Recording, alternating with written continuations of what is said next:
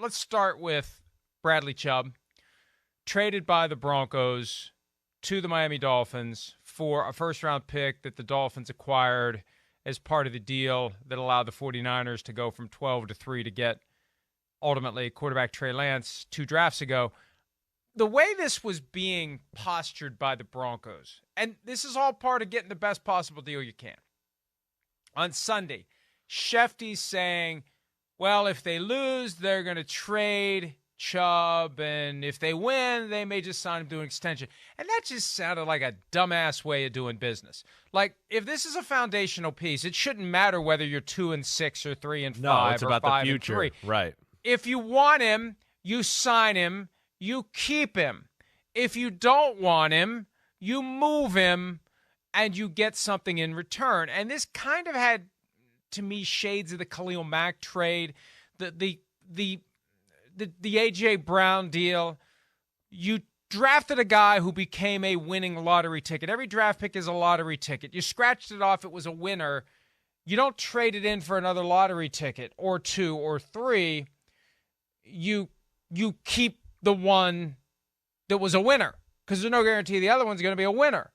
That's what confounded me about this. But new regime in Denver that didn't draft Bradley Chubb, I think deep down, and this was the message that I ultimately gleaned from the mixed signals that were coming from the Broncos, they just decided he wasn't part of their future. Yeah, that's right. So they played it coy, played it cool, right, and got a deal that gave them, number one, a first-round pick, and number two, a guy who comes in now to the offense and helps make it better in Chase Edmonds. I think that was important to Coach Nathaniel Hackett. He didn't care about diluting the defense. He just wants to make the offense better because he's getting judged, Chris, based on the offense, not the defense. Yeah, definitely. That was a piece that was needed. I thought it was curious from the get-go that Bradley Chubb's name was in the trade conversations. When you heard it about, 10 days ago, that he might be available to get, so that when you hear that with that type of player who's a very talented, but at the same time, going to probably command a huge price tag at the end of the year, and at the same time has been, hurt a lot, right, Mike? I mean, 3 out of the last 4 years have been injury-plagued. So he's had to deal with that too. And I think that's where they probably looked at it like, I'm not sure we want to spend big money. There's the pressure that we draft him as an organization, but he's not really our guy. We didn't draft him as far as the current regime that's in there. I think, they played it just right as far as being coy. And then, we might keep him still because, hey, he's a good player, and we all agree he's a good player. But there comes the Miami Dolphins who, I think, again, are looking at it right now going, wait, playoffs, hey, yeah, we certainly look at it that way, but we're a team, I think they're looking at it going, wait, we think we can get to the Super Bowl this year and make a move like that. And they're another team like Philadelphia that we talk about, Mike, last week with their great moves and getting Robert Quinn, where you just go, not many weaknesses on the football team. That's for sure. The O-line, we know it's not great, but it's getting better. I mean, it is. Defensive line is really good. There was just one issue, and it is pass rusher. They have Jalen Phillips. He's their only really blue-chip pass rusher. So now you add this guy to it.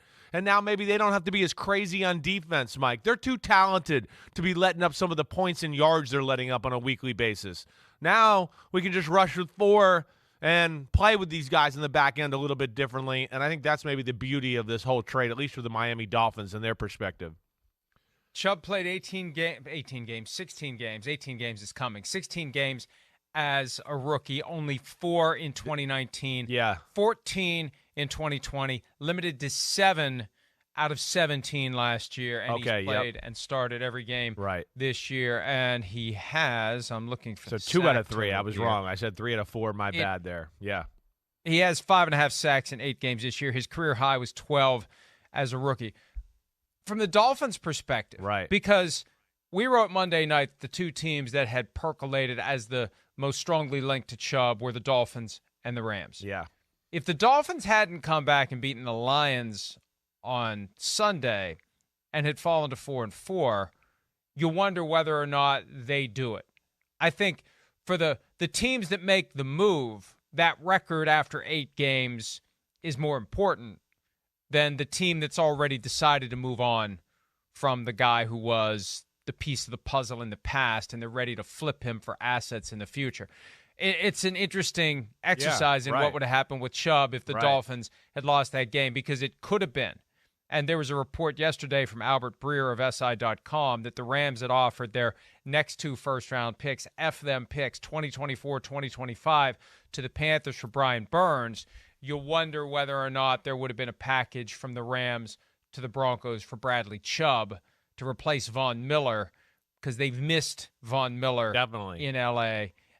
So maybe that's where Chubb would have gone if the Dolphins had lost to the Lions on Sunday. But yeah, the Dolphins going all in, hoping to get more out of Jalen Phillips, hoping to get more sacks. They haven't had many at all this year. The offense is great. Right. You got to have some balance. You've got to have some balance. And the Dolphins are out of whack right now. They give up way too many points.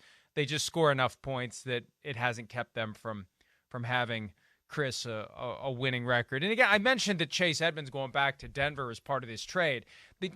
Nathaniel Hackett spoke with reporters yesterday before the trade went down. And when you look at his words after the fact, it's obvious, number one, he doesn't care about losing Bradley Chubb. Number two, he cares about having the best possible players on the field on offense so they can perform better offensively. And again, if he survives this year, it's going to be because he fixed the offense, not because the defense rose up and helped the team win games. Now, the defense is stealing the show right now. I mean, having a great defense helps your offense by way of turnovers and field position and,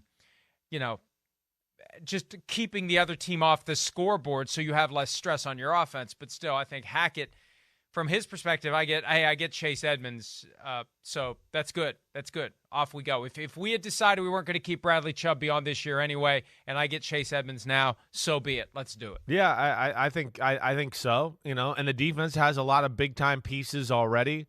They got some contracts down the line. They can't pay everybody. They just paid Russell Wilson. They got some other receivers, DBs that are going to be, coming up here soon. And they decide, wait, this is an area we're gonna cut the cord. They got a guy in Barrett Browning who looks like, by all due accounts, he might be the next superstar pass rusher from Denver anyways. So, that's maybe where they look at it as well, going, wait, we got a guy that's kind of special here, and our defense is already good. So I think they're just trying to balance this all together, let alone like you're talking about. Yeah, one more egg in the offensive basket. The run game obviously is critical for the Denver Broncos right now. With the way Russell Wilson's playing, I know they won the other day, but damn, Mike, you watched the game. I watched the game. Orlovsky and Louis Riddick did a great job. Yeah, they did a great job a bunch of times going like, I don't understand what Russell Wilson's looking at. He's wide open. This is definitely the first read. We've all been a part of football. So that's got to still be concerning. And then no Javonte Williams. And then Melvin Gordon's out of the trust tree because of fumble issues all the time. And Latavius Murray's on his last leg. So they didn't have a guy that not only can run and be explosive, but Edmonds is great out of the backfield in the pass game too.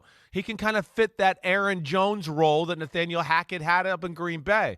I think that's where it makes sense and it, helps out Russell Wilson like we talked about. And two, Chase Edmonds, I don't think the Dolphins realize their kind of running back. That's just not their kind of guy. The Dolphins they have a different, like a Jeff Wilson. They want Mostert, Wilson. Put your foot in the ground, run 1,000,000 miles per hour. You're faster than everybody on the field. Edmonds is a little bit change of direction guy, stops, moves, and those aren't the kind of running back Shanahan and the LaFleurs and usually Mike McDaniel as far as running their system as much. And that's what the Dolphins ultimately did to replace Chase Edmonds. They traded for Jeff Wilson Jr., a name that emerged on the trade grapevine after the 49ers acquired Christian McCaffrey. So Jeff Wilson Jr. becomes a guy they don't need.